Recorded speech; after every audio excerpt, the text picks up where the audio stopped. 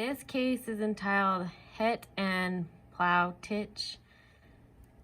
I don't know, I probably totally slaughtered those names. But this case is about negative recommendation. Is it protected by a conditional privilege? This was in the Supreme Court of Wisconsin in 1963.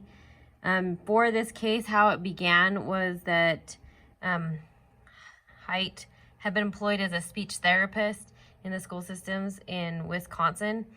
And he, part of his responsibility was going to 6 different schools and teach those pupils who were in need of his specialty. So based on his analysis and after his evaluations, 6 of the principals that he went to had reported they would not recommend for him to have his position renewed for the 1959 to 1960 school year.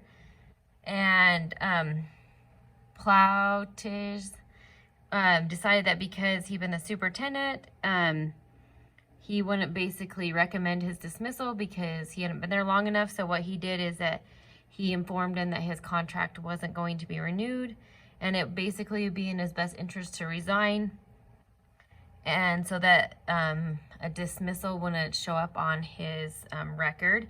And so he resigned. And then later that year in November, he applied for another job as a speech therapist in another school district.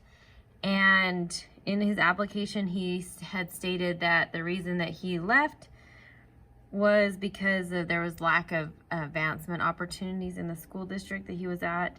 And he listed the superintendent as one of his references and gave permission for that new school district to actually contact him and communicate. And so then he said basically because they did that, they were like defamation of character. But in the thing, he literally just stated what had happened, that he wasn't recommended for to be retained.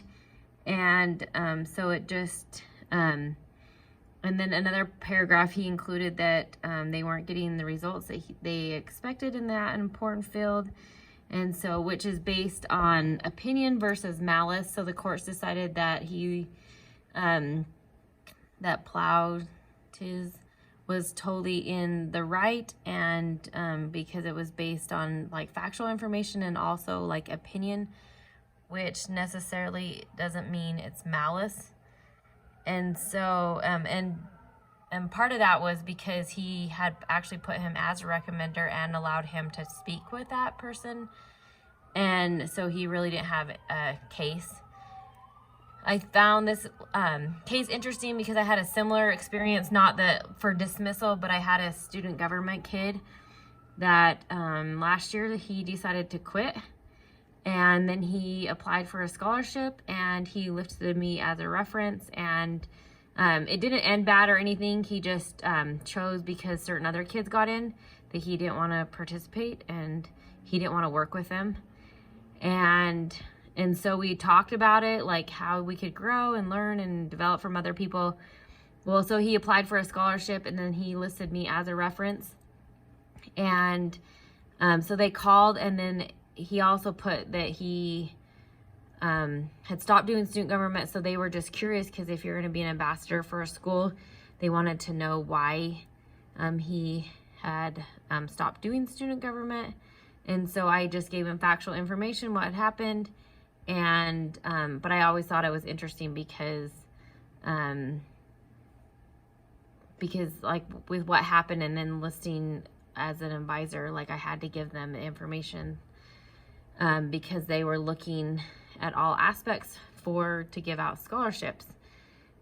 So, and that is it.